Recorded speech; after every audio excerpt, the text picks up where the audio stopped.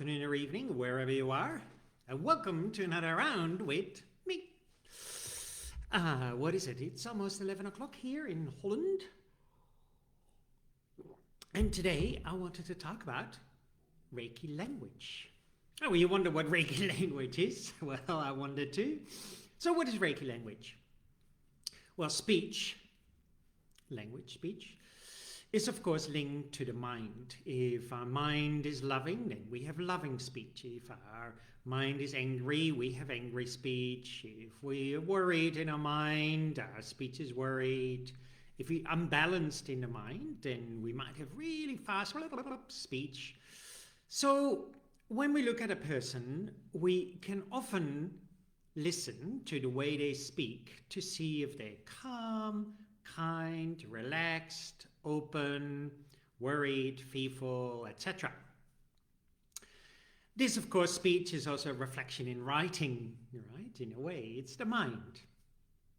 So what is then Reiki language? Well, when you go to Japan and you train with, for example, a priest, then once in a while you go into their little teaching room and they kind of talk to you and they want that you talk back.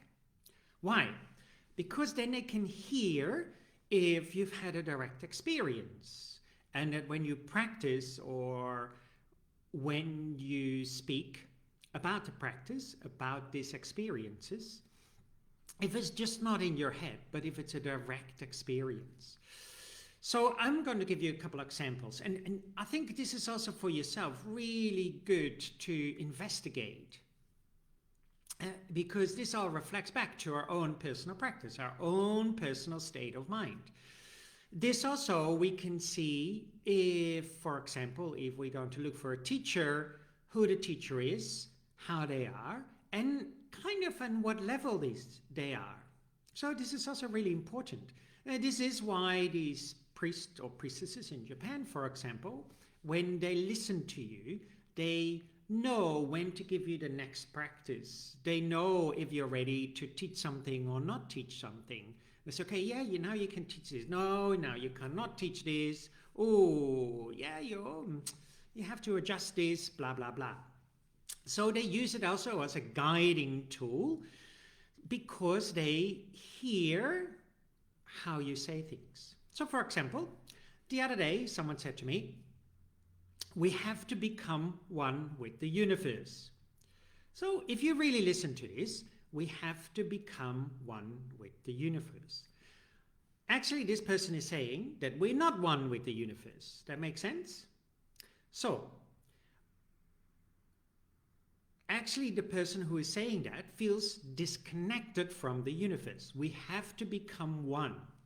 Well, first of all, I ask myself, how is this possible? Right? We have to become one with the universe. We are already one with the universe, right? I don't have to become one with the universe. If I say that, then there is somewhere in my mind the idea that I feel super disconnected. Right? I feel not one with the universe. But this is ultimately impossible. How can I be, I'm half in the universe and half not in the universe? Actually, I'm completely not in the universe. Well, this is really impossible. This is the same if someone says, oh, I have to become one with Reiki. Impossible.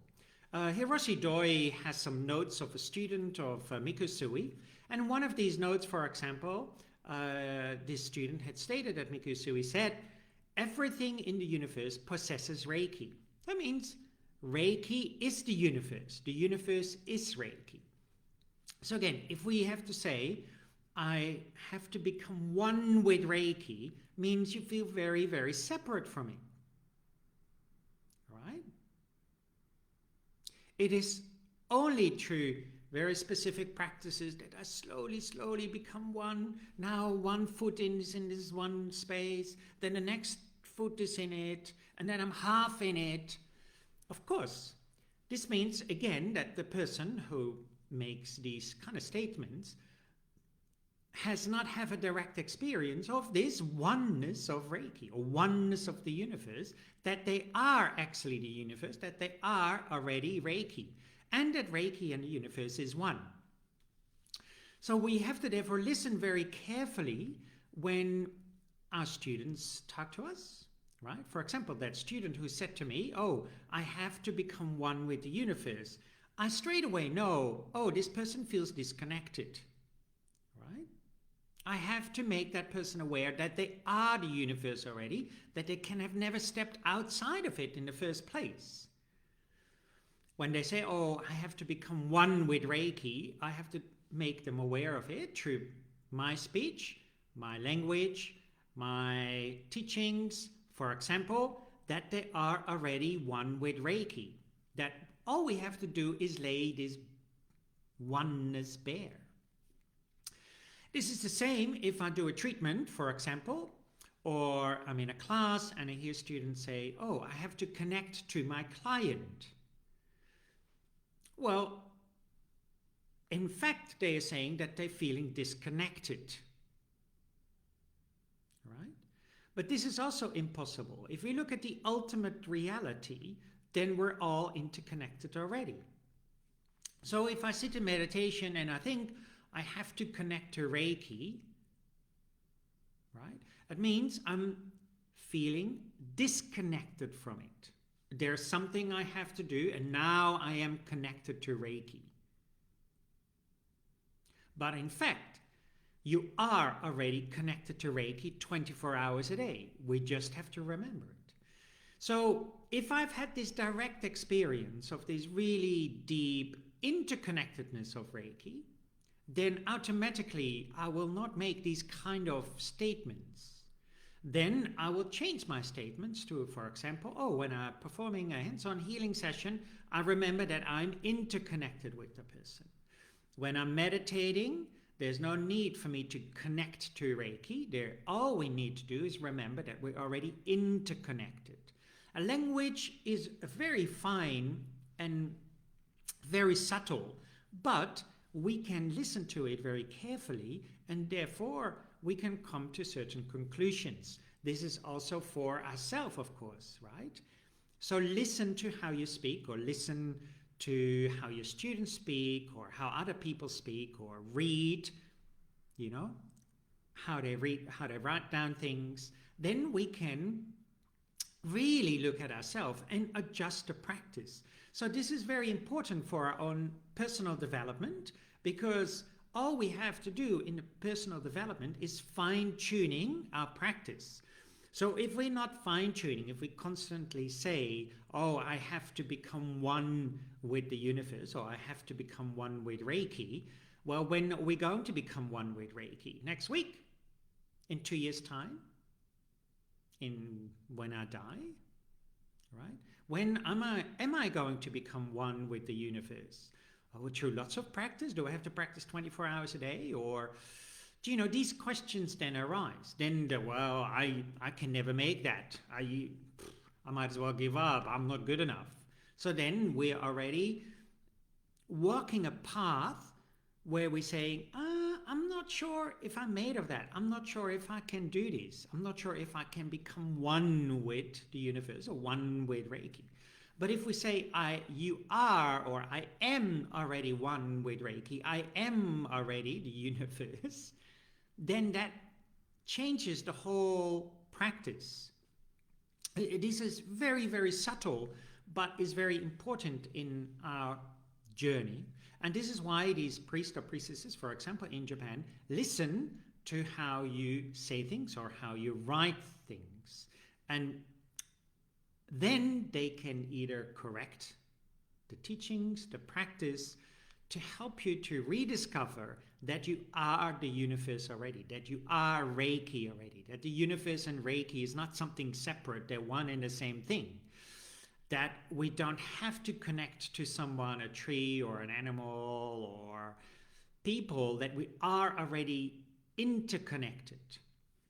I was walking here in the park the other day and I bumped into someone I knew, and we walked up for a while and we were talking about this. And, you know, this person is not really doing any spiritual practice, and she said, oh, I often feel that people say, oh, I have to walk in nature, or I'm going to nature. She said, but I am nature. What does that mean? So she said, for me in the city, I'm also nature. And I said, yeah, this is exactly true. But this is, again, when we see nature outside of ourselves. So if I see nature out of myself, then I say, oh, I have to walk in nature. I live on the 11th floor of an apartment building, and in front of me is a park. And when I first started to live here, some people say, oh, Frans, you need to go every day to the park to ground yourself. Yeah? So they see grounding something in the park. Of course, that can help me, but I need to realize that I can ground myself, that I am grounding already. All I have to do is remember it, that I am Earth already, also on the 11th floor. That changes your whole practice. It changes your whole view. So therefore, we can talk to teachers if we're interested in teachers, and we can actually also therefore see, if we know what to listen to, how their practice is. Do they themselves feel disconnected? Do they think that the universe is somewhere outside of them and that they have to become one with it? Or do they already realize, hang on, I am already the universe. There is no need to become one with it. I am already one with it. Do you feel the difference? And this, I think, is also really important in looking for a teacher, looking for a spiritual guide or friend, looking for a practitioner. And of course, most of all, very important for your own personal practice. So this is Reiki language. Reiki language is not, now I'm going to be all peaceful and quiet. That is fake stuff, right? So even in Reiki language, in spiritual language, we can say fuck and shit. That doesn't really matter, That depends also on how we say it. What is the undertone of it? And that is, you come to an even finer level. You have to be listening very, very careful. But some things, like I've just been talking about, are very obvious. Do you feel you need to connect to Reiki? Then you see it's something outside of yourself. If you feel you're already interconnected, well, all I have to remember, I am already Reiki. There's no need to connect. If I say, I need to link myself to someone or to a tree or to an animal, or I have to realize that I have to become one. These are all words what we have to listen to very finely. So investigate for yourself, because this can really fine-tune your own practice. Listen to how you speak when you teach, when you talk to other people about the system of Reiki. But of course, not just that. Again, if my mind is angry, angry speech comes out. If my mind is kind and loving, loving and kind speech come out. If my mind is worried, worried speech come out. If I'm all over the place, all over this place speech comes out. What is all over the place speech is that you go, what is this person saying? They go like that. And you go, well, I have no idea what they're really trying to tell me, because it's all over the place. So therefore, you have to listen to your own speech. Then you can adjust your mind so that your speech becomes right speech. What is right speech? That, of course, is within the precepts. Huh? Right speech. Right means ultimately ultimate. The ultimate reality. There's a speech from the ultimate reality, from non-duality, the unification of non-duality and duality. This is the ultimate reality. And that is really pointed out within the precepts.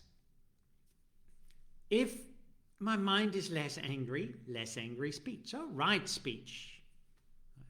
If I'm less worried, then the right speech comes forward because I'm less worried. If I'm being grateful, then different speech. If I'm being true to my way of my being, different speech. If I'm compassionate, different speech. So within the precepts, we can really clearly see this also. Right speech. So I'll leave you with this. think about it, contemplate about it, and see how that reflects to you, or maybe people you work with or practice with, or in your wider community. I hope you have a wonderful day. Look after yourself, and till next time. Bye.